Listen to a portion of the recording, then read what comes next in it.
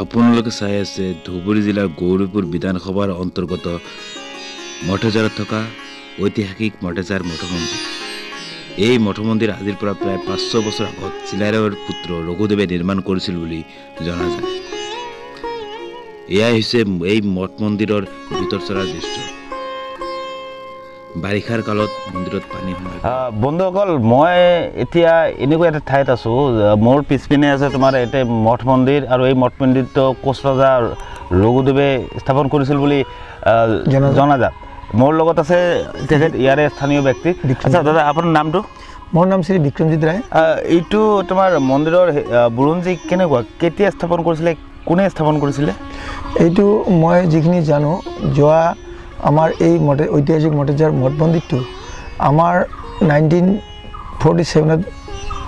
ভাৰত স্বাধীনতা হয়, আৰু স্বাধীনতাৰ পিছত গোলাগঞ্জৰ বিধায়ক ভূপেন চন্দ্ৰ ৰায় প্ৰধানী ডাঙৰীয়া গোলাগঞ্জৰ জগমোহন বিদ্যাপীঠৰ ছাত্ৰ ছাত্ৰীক আনি এই মঠেজাৰ নামটো জনাজাত হ'ল। যিটো জঙলঝাৰ কাটি মঠ মন্দিৰটো আজি উদ্ধাৰ কৰে, সেই তেতিয়াৰ পৰা মঠেজাৰ নাম বুলি ইয়াত জনাজাত হয়। আৰু এই জঙলঝাৰৰ মাজত এই আৱৰ্ত হৈ আছিল এই মঠেজাৰ মঠ মন্দিৰটো।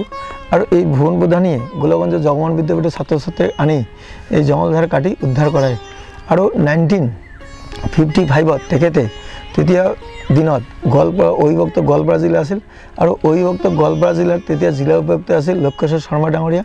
এই লক্ষেশ্বৰ শৰ্মা ডাঙৰীয়াৰ নেতৃত্বত তেখেতে তাৰ পৰা 5,000 টকা অনুদান আনি এই মঠ মন্দিৰৰ যিটো টিনৰে আজি বাৰাণ্ডাখন দিয়া হৈছে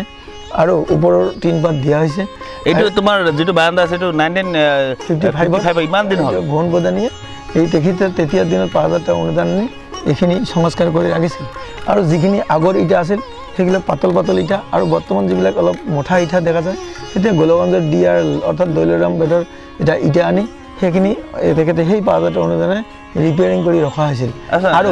এইটো হ'ব তোমাৰ যিটো আমি বুৰঞ্জী ইয়াৰ পৰা তেখেত যে আছিল ইয়াত এজন, মই কিছুদিন আগতে ৰমেশ চন্দ্ৰ ৰায় বৃদ্ধ, ইয়াত বন্ধুসকল ইয়াত এজন বৃদ্ধ ব্যক্তি আছিল। তেখেতে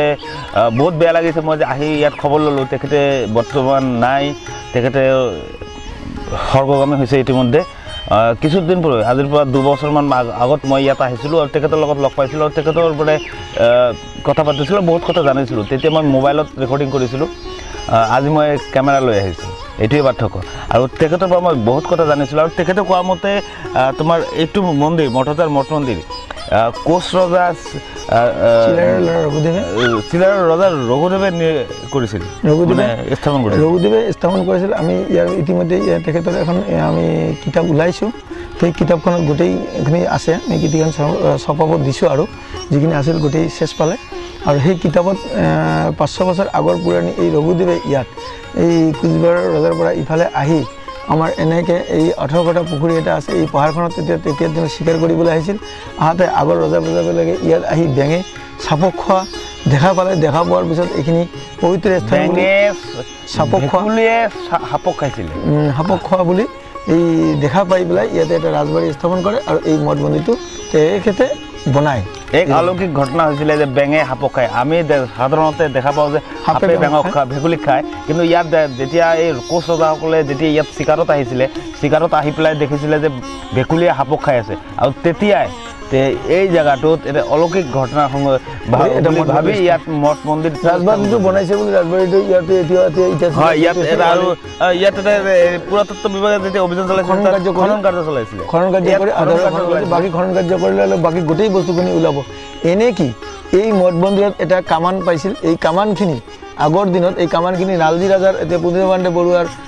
ঘৰত এই বস্তুখিনি আছে। আৰু তেতিয়াৰ দিনত এৰাবিক কিছুমান কইন্স মুদ্ৰাও পাইছিল। সেই তেতিয়াৰ দিনত শুনা পাইছোঁ যে মিৰ্জিগুলা বাবুৰাজনে কিবা এনেকৈ ইয়াত মানে যুদ্ধ কৰিবলৈ আহিছিল, আক্ৰমণ হৈছিল নে কিবা হৈছিল নাজানো। তেখেতে এইটো আমাৰ যুদ্ধৰ প্ৰফেচাৰে কৈছিল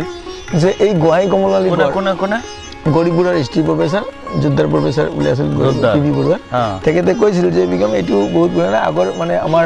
মিৰ্জিগুলাৰ টিপু সুলতান অমুকৰ আমলত যেতিয়া মানে হিন্দুকৰ মাজত কেতিয়াবা যুদ্ধ বিগ্ৰহ যেতিয়া হৈছিল, হিন্দুবিলাক কেতিয়াবা নেংটা মুঠি টুটি চালে সেইটো অশুভনীয় হৈছিল বুলি সেই মানে আমাৰ মানুহবিলাক সেইবিলাক ভাঙি চিঙি এইবিলাক মানে পুতি থোৱা বুলি এইটো এখেতে মানে ধাৰণামূলক বুলি কথাটো কৈছিল। কিন্তু এইটো আৰু আগৰ বুলি আমি জানো। কিন্তু আমাৰ শমশেৰ আলী চৰকাৰে, মাননীয় শমশেৰ আলী চৰকাৰে মঠেজাৰৰ আমাৰ মানে সাহিত্য সভাৰ উপসভাপতি আছিল তেখেতে এই বুৰঞ্জীখন লিখিছে সেই কিতাপখন আপোনালোকক মই হয়তো 1-2 সপ্তাহৰ ভিতৰত দি দিম ওলাই কিনি দিলে আপোনালোকে গোটেই বস্তুটো বুজি পাব আৰু ইয়াৰ 18 কটা ডিঙি বুলি এটা জনাজাত আছে ইয়াৰ পৰা পাহাৰত বেছি দূৰ নহয় 4 কিলোমিটাৰ আঁতৰত এটা পুখুৰীটো যেটো আছে 18 কটা পুখুৰী বুলি কয় এই পুখুৰীটোৰ বৈশিষ্ট্য কি আছিল সেইটো বৈশিষ্ট্য মানে পাহাৰত যদি শিকাৰ কৰিবলৈ দিছে যে জীৱ জন্তু বোলে কোনে পানী ক'ত পাব কেনেকৈ কি খাব তেতিয়া এই 18টা কোটাইলাই তাতে এটা বিল্ডিং বনাইছিল আৰু পুখুৰীটো খান্দি বহুত পাৰতেৰে মাটি থৈছিল যাতে পানী তাতে জমা হয় জীৱ জন্তু এটা কথা আমি যেটো যেতিয়া মন্দিৰত সোমাইছিলো মন্দিৰৰ ভিতৰত মূৰ্তি যেটো প্ৰতিমা বেদী শিৱ ভগৱান শিৱৰ যেটো বেদী আছে বেদীৰ তো তোমাৰ ইয়াত মানে বহুত হেৰি হৈছিল মানে অলপ তল মানে যেটো তোমাৰ এইটো ভূমি যে আছে ভূমিৰ পৰা বহুত হেৰি হয় কি হয় এনেকুৱা মানে এইটো তেতিয়া মানে ইহঁতে যেতিয়া মানে ইয়াত মানে আমিতো এতিয়া শিৱলিংগ হিচাপে আমি তেতিয়াৰ পৰা ভুৱন প্ৰধানী আম্বলৰ পৰা শিৱ মূৰ্তি হিচাপে ইয়াত আমি মঠ যেতিয়া মঠ বুলি উঠালোঁ শিৱ মঠ হিচাপে আমি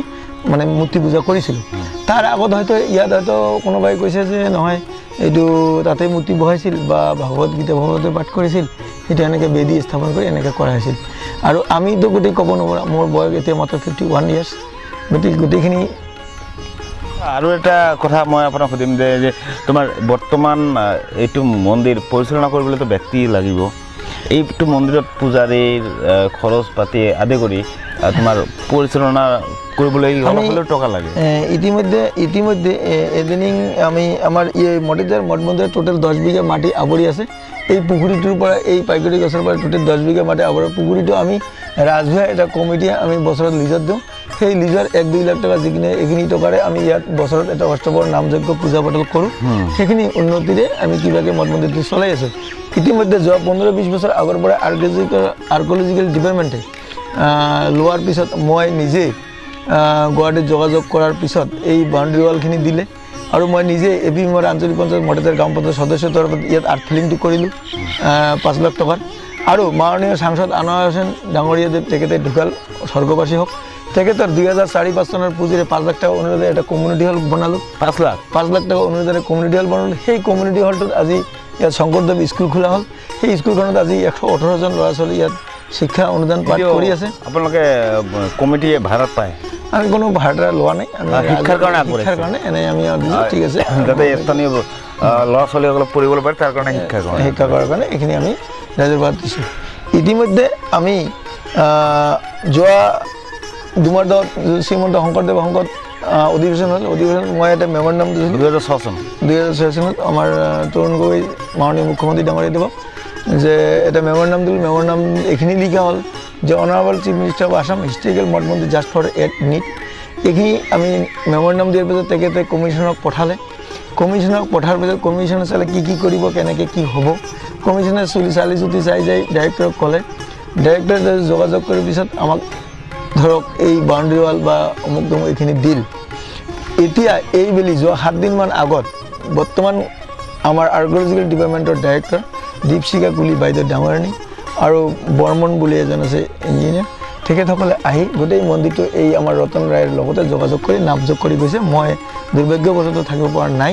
ল'ৰাটোক লৈ মই পাটনাত ট্ৰিটমেণ্টত আছিলোঁ এইখিনি কৰাৰ পিছত শুনিছোঁ তেখেতে চৰকাৰৰ ফালে কিবা এটা অনুদান দিছে চৰকাৰে এই মেমৰেণ্ডাম দিয়াৰ পিছত এই অনুদানে কোনখিনি কি কাম হয় নহয় মই চৰকাৰী কৰ্তৃপক্ষৰ যোগাযোগ কৰা নাই হয়তো আগন্তুক দিনত কৰিম ঠিক আছে ধন্যবাদ জ্ঞাপন কৰিছোঁ বিক্ৰম দা আৰু এখেত আছিলে বিক্ৰম আৰু আপুনি এইটো মন্দিৰৰ পৰিচালনা সমিতিৰ কিবা মই 8-9 বছৰমান আগত সাধাৰণ সম্পাদক হিচাপে আছিলোঁ মই সাধাৰণ সম্পাদক থকাৰ পিছত বাউণ্ডাৰী ৱাল দিলোঁ বৰ্তমান কি পদত মই এনে উপদেষ্টা পদত আছোঁ বৰ্তমান তেখেত উপদেষ্টা পদত আছে আৰু এতিয়া ইমানখিনিতে শেষ কৰিব লাগিব পৰৱৰ্তী সময়ত যেতিয়া নতুনকৈ আৰ্কিঅলজিকেল ডিপাৰ্টমেণ্টে শুনামতে টকা অনুদান আগবঢ়াইছে মন্দিৰ আৰু যিটো আছে তোমাৰ মূল ঘৰ মূল ভেটিটো মানে নিৰাপত্তাৰ কাৰণে আৰু এইটো হোৱাৰ পিছতো আমি আকৌ আহিম আকৌ